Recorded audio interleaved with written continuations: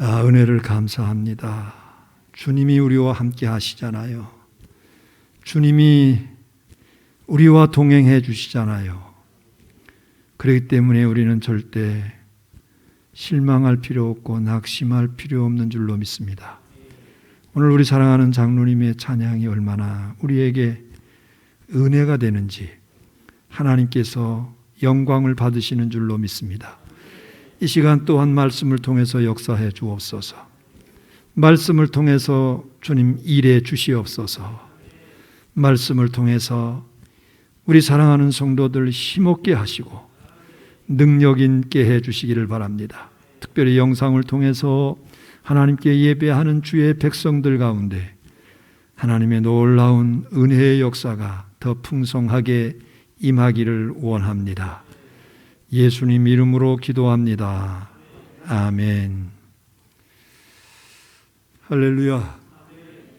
하나님의 은혜가 오늘 함께한 우리 모든 성도들 그리고 집에서 또는 다른 곳에서 영상을 통해서 예배하는 우리 모든 명강의 가족들 가운데 하나님의 충만한 은혜가 넘치게 되기를 주님의 이름으로 축복합니다.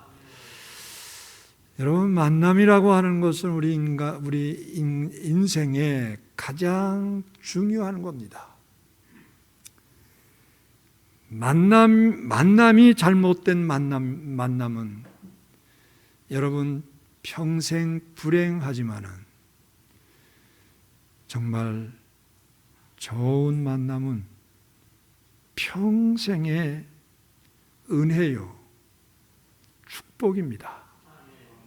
그래서 오늘 특별히 일상에서 하나님 만나자. 우리 장로님 오늘 찬양한 것과 같이 일상에서 우리와 동행해 주시는 하나님을, 함께 해 주시는 하나님을 만나면 우리의 삶에 하나님의 풍성한 축복이 임하게 될 줄로 믿습니다. 어느 호숫가에서 홀로 뛰놀던 소년이 발을 잘못 짚어서 호수에 빠져서 허우적대고 있었습니다. 그는 런던에서 온 아주 귀공자였는데 수영을 못하는 거예요. 그래서 막 허우적거리고 있던 차에 마침 근처를 지나던 시골 소년이 그 허우적거리는 그 소년을 들어가서 건져 주었어요. 그 후 10년 후 그 귀공자가 시골 소년을 찾았습니다. 생명의 은인인 시골 소년의 근황을 좀 알고 싶었어요. 그 시골 소년이 공부를 계속해야 되는데 가정 형편상 공부를 계속할 수 없는 상황이었어요.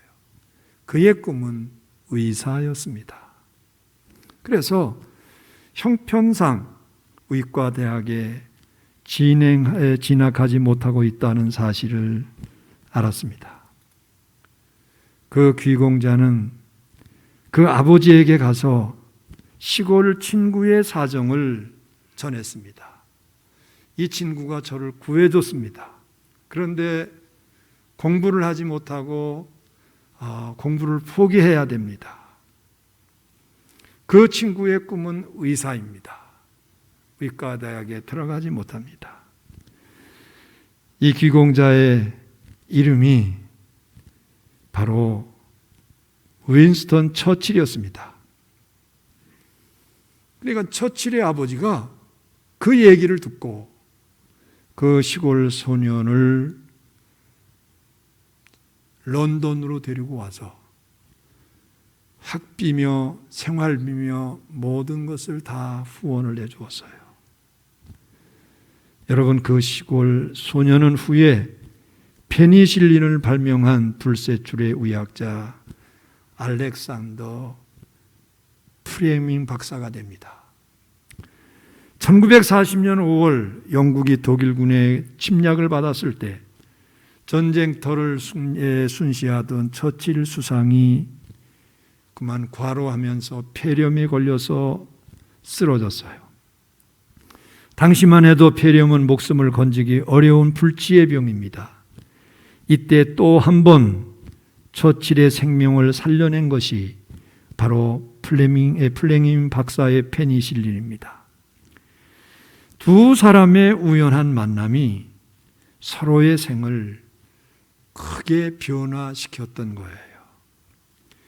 여러분, 인생은 이렇게 누구를 만나느냐에 따라서 달라집니다. 그런데 이 세상에서 가장 특별한 만남은, 이 세상에서 가장 소중한 만남은 하나님과의 만남입니다. 하나님을 만나 그분과 동행하면 하나님이 그 인생의 모든 것들을 채워주시고 인도해 주십니다. 그런데 많은 사람들이 이렇게 간단한 원리를 놓쳐버린 채 살아가요. 심지어 예수님을 믿는다고 하는 신앙인들조차, 신앙의 연륜을 자랑한다고 몇십 년 신앙 생활을 하는 그러한 사람들조차 하나님을 잊고 하나님 없이 살아가는 경우가 얼마나 많은지 모릅니다. 여러분, 잘 들으십시오. 하나님은 우리의 삶 속에 항상 와 계십니다. 그러므로 그 하나님을 만나고 동행할 때 축복된 삶이 열려지게 됩니다.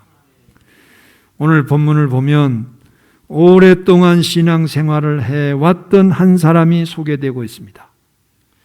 그런데 그가 위험한 여행길에 두려워하다가 하나님을 새롭게 만나 큰 용기를 얻게 돼요. 하나님과의 만남, 그리고 하나님과의 동행하는 삶을 통해서 일생 세상 걱정, 근심을 극복하고 승리할 수 있었습니다. 여러분, 그 사람의 이름이 누구예요? 그 사람의 이름이 누굽니까? 야곱입니다. 오늘 본문 말씀을 보면서 여러분도 살아계신 이 하나님을 만나기를 소원합니다. 그리고 하나님과 늘 동행하는 여러분들 되기를 바랍니다. 그래서 환난 많은 이 세상에서 늘 승리할 수 있는 우리 모두가 되기를 주의 이름으로 축원합니다. 여러분들 잘 아시는 대로 야곱은 이삭과 리브가의 아들입니다. 그런데 그는 쌍둥이죠. 그 형 에서가 있었어요. 야곱은 본래 욕심이 많고 야망이 대단했습니다. 자기가 모든 것을 소유하려고 하는 그러한 욕심도 있었던 사람입니다. 그래서 심지어 속임수까지 써서 형 에서의 장자권을 차지하게 돼요. 한 번은 팥죽 한 그릇으로 장자권을 잡고, 또 한 번은 기력이 쇠하고 눈이 어두워진 아버지 이삭을 속여서 장자권의 축복 기도를 받게 됩니다. 그런데 이게 문제가 됐던 거예요. 야곱에게 속은 사실을 뒤늦게 알게 된 에서가 가만히 있을 리 없죠. 이때 상황의 심각성을 파악한 어머니 리브가가 야곱을 급히 불러서 너 빨리 하란에 있는 외삼촌 댁으로 가라. 너 여기 있으면 내 형에게 맞아 죽는다. 이렇게 해서 야곱이 갑작스럽게 집을 떠나 멀리 외가댁이 있는 하란 땅으로 떠납니다. 황급히 떠나다 보니 괴나리 보침 하나 달랑 들고 길을 떠나요. 그것도 형 에서가 추격할까 봐 혼비백산하면서 뛰어갑니다. 야곱이 한참을 가다가 너무 피곤한 가운데서 들판에 쓰러져서 잠을 잡니다. 이제는 더 이상 형이 추격하지 않겠지 하는 생각을 했지만은 그 마음에 불안한 마음은 여전했던 거예요. 여전히 불안했습니다. 그뿐만 아니라 강도의 위협도 있고 맹수의 위협도 있습니다. 그런 가운데 지쳐서 쓰러진 야곱의 모습, 얼마나 외롭고 불안하고 두렵고 고달팠을까요? 10절부터 11절을 읽어보면 상상이 되지요. 겉옷을 이불 삼고 돌을 베개 삼고 그 차디찬 땅바닥에서 새우잠을 청하며 노숙하는 이 야곱의 모습. 여러분, 이 모습을 보면서 이 야곱의 모습은 어쩌면 우리 인생의 모습일 수 있다, 이런 생각을 하게 됩니다. 일일이 말은 하지 않지만은 불안하고 쓸쓸하고 고달프고 다 그렇게 인생을 살아갑니다. 그런데 그럴 때 크게 도와줄 사람이 있으면 얼마나 좋겠어요. 그러나 인생을 살면 살수록 우리에게 도움이 절실할수록 나를 도와줄 사람이 없을 때가 많아요. 내게 힘이 되어줄 사람이 없을 때가 더 많아요. 그런데 그렇게 외롭고 힘든 야곱에게 하나님이 그 밤에 찾아오신 거예요. 12절부터 15절이 그 내용입니다. 사닥다리가 보이고 그 위에 하나님이 서 계십니다. 그리고 천사들이 부지런히 오르락 내리락 합니다. 여기서 사닥다리는 장차 오실 예수 그리스도를 의미합니다. 여러분, 우리 인생에서 하나님과 사람을 이어주는 중보자는 오직 예수님 한 분밖에 없다는 거예요. 예수님만이 우리에게 참된 중보자가 되신다는 거예요. 여러분, 그리고 가나안을 떠난 후 자기는 혼자인 줄 알았습니다, 여러분. 예? 그런데 하나님이 나타나셔서 말씀으로 위로하시고 용기를 주시는 거예요. 그리고 그에게 다시 한번 축복의 말씀을 확약시켜 주십니다.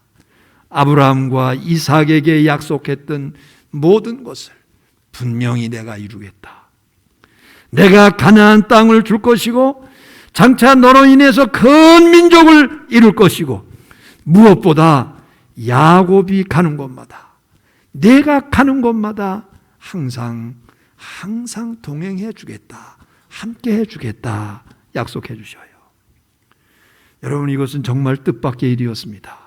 그래서 16절에서 뭐라고 말씀합니까? 여호와께서 과연 여기 계시거늘, 여호와께서 과연 여기 계시거늘.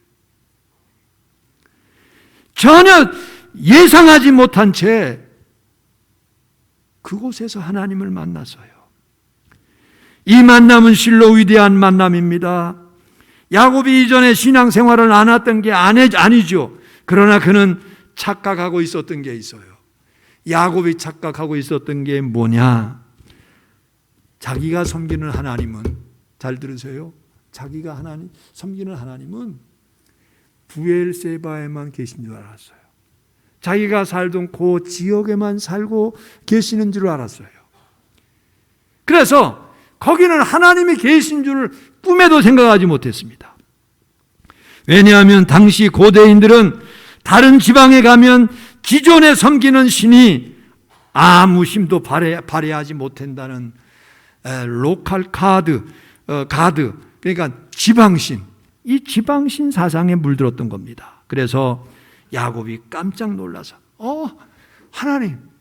하나님은 거기만 계신 줄 알았는데 그 하나님은 여기도 계시네요. 하나님 너무 감사해요. 여기도 계신 하나님. 그러면서 너무 감격스러웠던 거예요. 여러분, 그렇습니다. 하나님은 어느 한 곳에 얽매이는 그런 하나님이 아닙니다. 어느 한 지역에만 계시는 그러한 분이 아닙니다.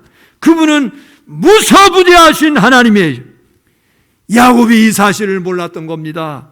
그런데 그 하나님을 베델에서 생생하게 만나서요. 이것은 야곱에게 위대한 발견이었고 체험이었습니다. 여러분, 우리는 신앙생활에서 이게 필요합니다. 신앙은 머리 지식이 돼서는 안 돼요. 마음 지식이 되어야 될 줄로 믿습니다. 예?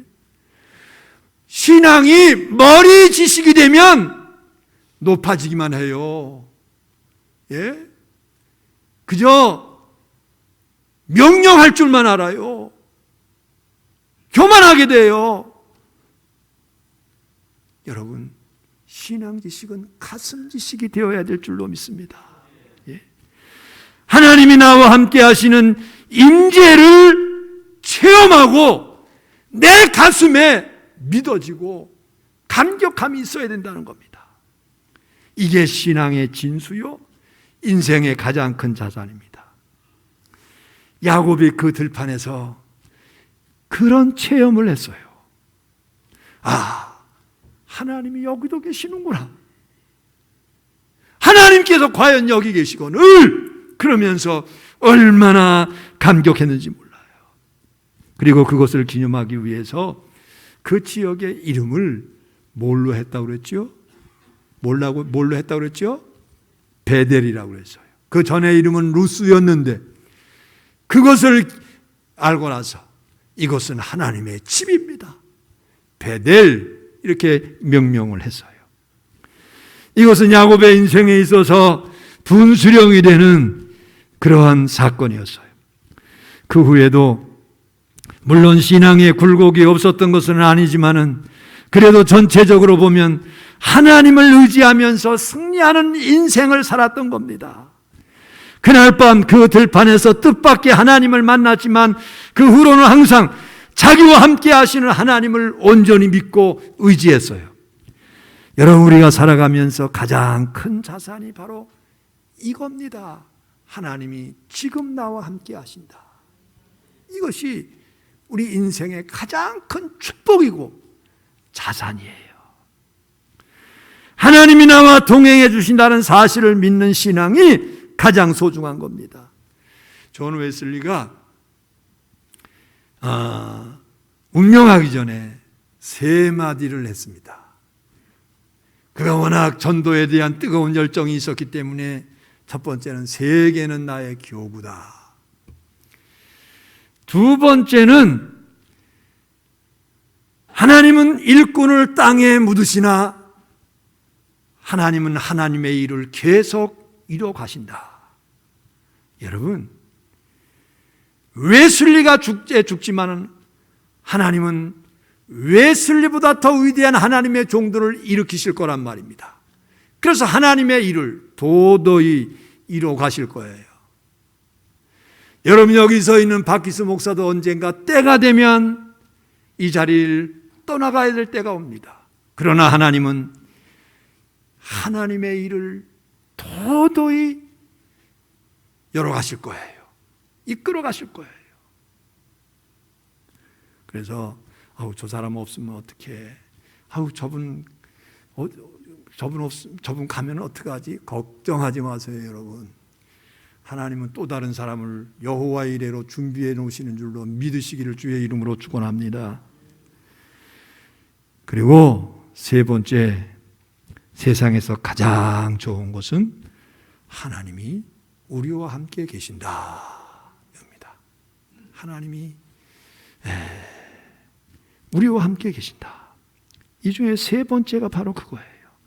우리 모두 이러한 신앙으로 험한 세상 승리하면서 살아갈 수 있는 주의 백성들 되기를 주의 이름으로 축원합니다. 야곱은 베델 사건 이후에 신앙이 달라졌어요. 하나님이 멀리 계신 분이 아니고 특정한 장소에 특정한 시간에만 계신 분이 아니라 일상에서 하나님을 만날 수 있다는 겁니다.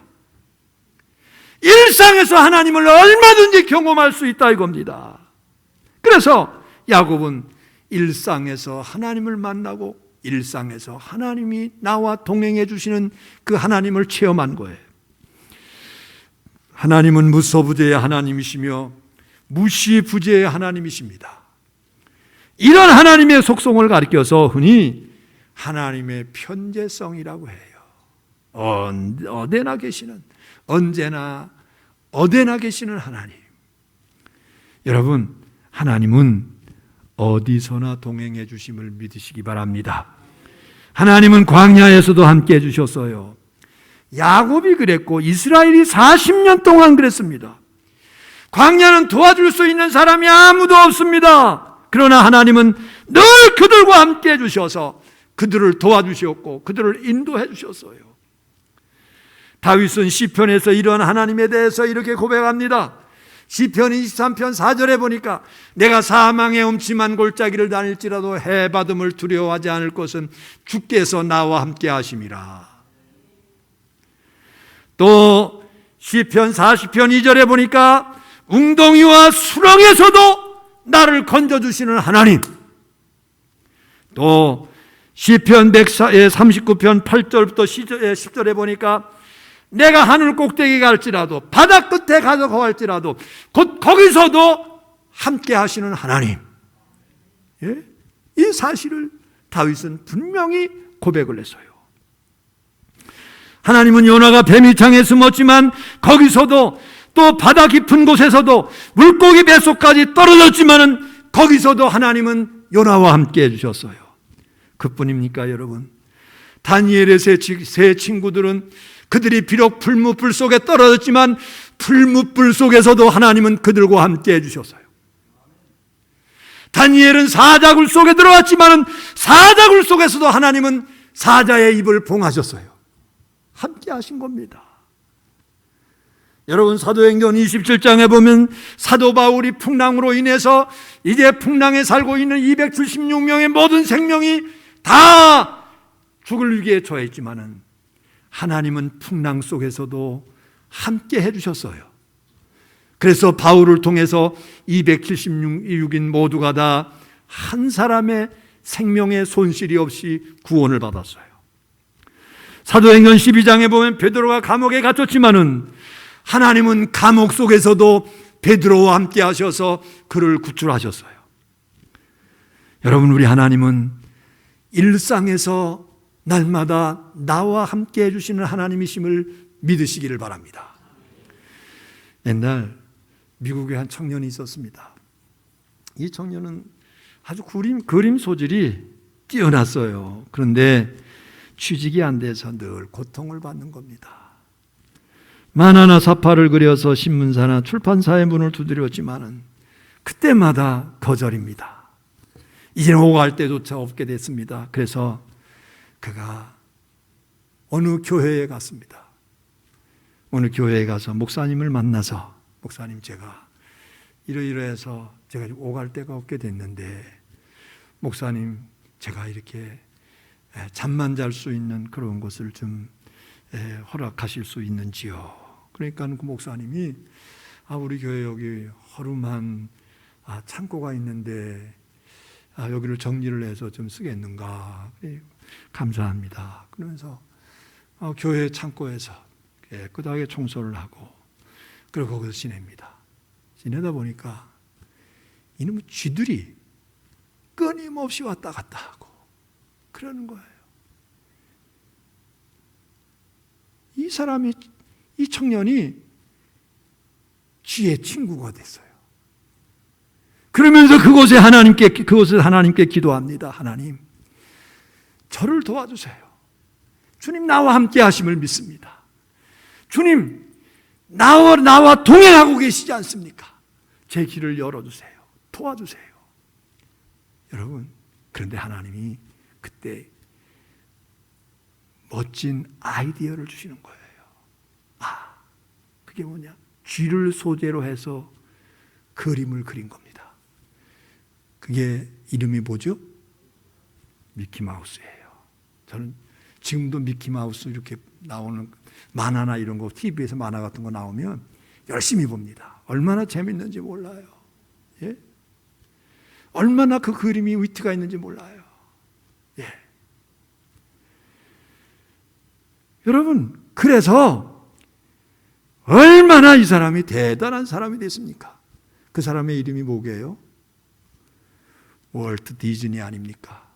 월트 디즈니. 여러분, 세계적으로 그 사람의 이름을 모르는 사람이 없을 정도로 성공한 사람이 됐습니다. 하나님은 어떤 곳에서도 믿음의 사람들과 함께 하심을 믿으시기를 바랍니다. 내가 어느 곳에 가서 거할지라도 거기서도 하나님은 나와 함께 하신다는 사실을 믿으시기를 주의 이름으로 축원합니다. 내가 사망의 음침한 골짜기를 다닐지라도 거기서도 하나님이 나와 함께 하셔요. 예? 여러분이 이 믿음 가지면 반드시 승리하게 될 줄로 믿으시기를 주의 이름으로 축원합니다. 여러분, 이렇게 하나님은 어디서나 함께 하시는 하나님이고, 그리고 또 한 가지, 언제나 동행해 주시는 하나님이에요. 어디서나 함께 하실 뿐만이 아니라 언제나 함께 해 주시는 하나님이란 말입니다. 하나님은 낮에도 밤에도 항상 순간마다 그의 택한 자녀들과 함께 해 주십니다. 1년 365일 하루 24시간 분초마다 함께 해 주십니다. 그래서 시편 121편 4절과 6절을 보면 이러한 말씀이 나옵니다. 이스라엘을 지키시는 자는 졸지도 아니하시고 주무시지도 아니하시리로다. 6절에 보니까 낮에 해가 너를 상하게 하지 아니하며 밤에 달도 너를 해치지 아니하리로다. 여러분, 그리고 지금부터 영원토록 함께 해 주신다고 약속했어요. 자, 여러분, 화면 떴죠? 8절 말씀을 다 같이 함께 보십시다. 시작. 여호와께서 너의 출입을 지금부터 영원까지 지키시리로다. 할렐루야. 여호와께서 너의 출입을 지금부터 영원까지 하나님 앞에 가는 그 순간까지 지켜줄 것이다. 이렇게 약속하신 줄로 믿으시기를 주의 이름으로 축원합니다. 예수님도 이러한 사실은 분명히 약속해 주셨어요. 마태복음 28장 20절에 보니까 볼지어다 내가 세상 끝날까지 너희와 항상 함께 있으리라.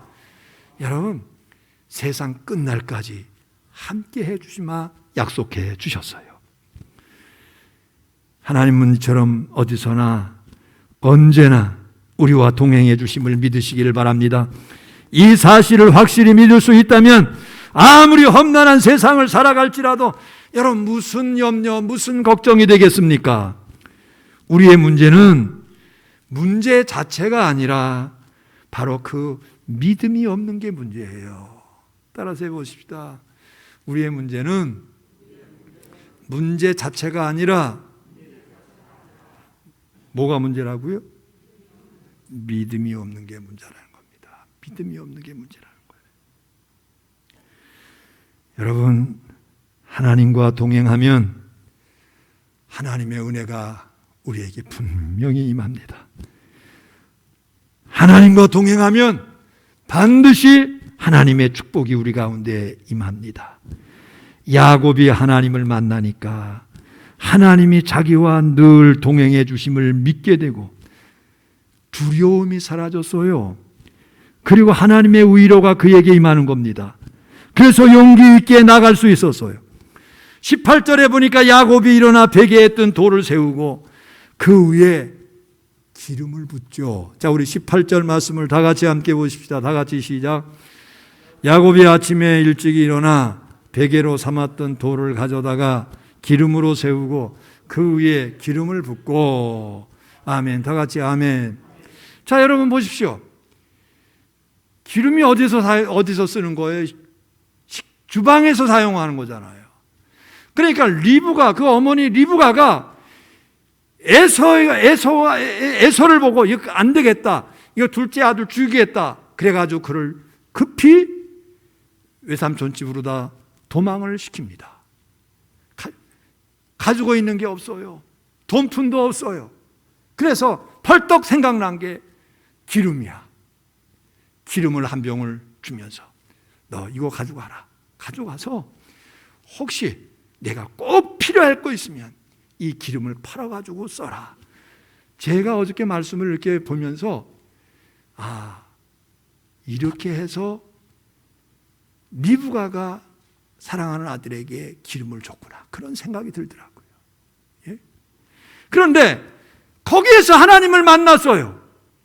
그리고 거기서 하나님을 만난 다음에 베개에 했던 돌을 딱 세우고 거기다가 자기가 가지고 있는 전 재산 기름을 거기다가 쫙 붓습니다. 하나님의 은혜입니다. 하나님 감사합니다. 여러분, 그러니까 여기에서 말하는 기름은 노자였을지 몰라요. 그러나 하나님의 은혜를 알고 나니까 그것을 과감하게 아낌없이 하나님께 쏟아 부어 드렸던 것입니다. 여러분, 이것은 분명히 용기 있는 그러한 모습이 아닐 수 없어요. 이제 용기를 얻은 야곱이 담대하게 하란 땅을 향합니다.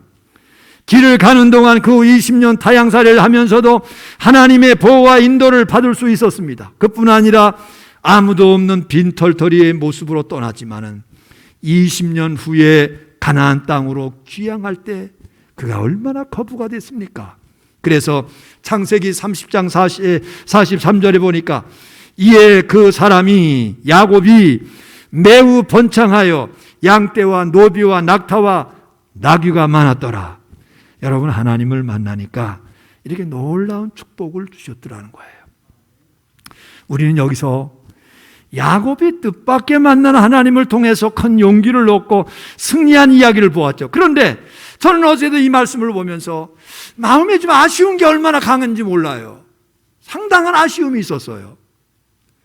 물론 그것이 신앙적으로 큰 체험이었고 그로 인해서 그의 신앙이 성숙해지고 그 후에 승리한 것은 사실입니다. 그런데 한편으로는 야곱이 평소에 일상에서도 살아계시는 하나님, 늘 동행하시는 하나님을 의식하면서 살았을까? 과연 야곱이 늘 하나님을 의식하면서 신앙생활을 했을까? 이런 생각이 들어요. 여러분 보십시오.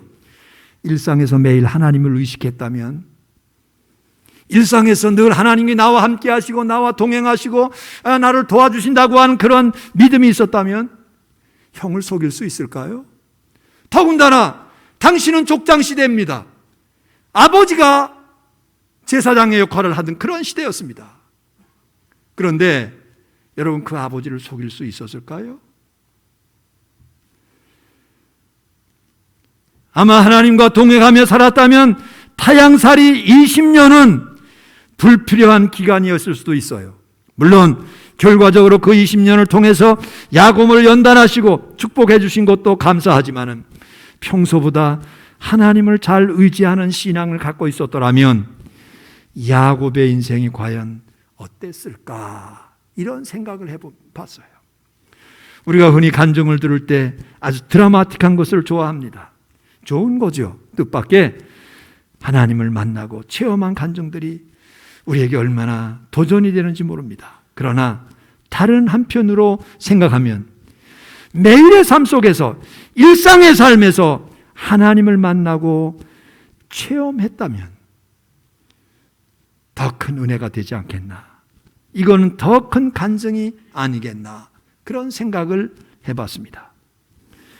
여러분, 저와 여러분은 뜻밖의 만나주시는 하나님도 체험할 수 있기를 바라지만은 무엇보다 매일의 삶에서, 일상의 삶에서 동일하게 그 놀라운 능력과 은혜로 역사하시는 하나님을 그 일상에서 만날 수 있는 여러분들 되기를 주의 이름으로 축원합니다. 그래서 일평생 하나님의 은혜로 승리할 수 있는 저와 여러분들 되기를 주의 이름으로 축원합니다. 기도하십시다. 전능하신 우리 하나님 아버지, 은혜를 감사합니다. 귀한 은혜의 시간, 야곱의 하나님을 만남으로 인해서 그의 앞날에 하나님의 놀라우신 은혜와 축복의 역사가 일어났습니다. 이제 하나님, 우리 사랑하는 성도들 늘 주님과의 만남을 사모할 수 있게 해주옵소서. 기도를 통해서, 말씀을 통해서 날마다 하나님과 깊은 만남을 가질 수 있게 해주옵소서. 그런데 특별히 하나님, 우리 일상의 삶이 하나님을 만나는 시간이 되기를 원합니다. 일상의 삶에서 하나님과 더 깊은 교제를 나눌 수 있는 그러한 삶이 될 수 있도록 역사해 주옵소서. 예수님 이름으로 기도합니다. 아멘.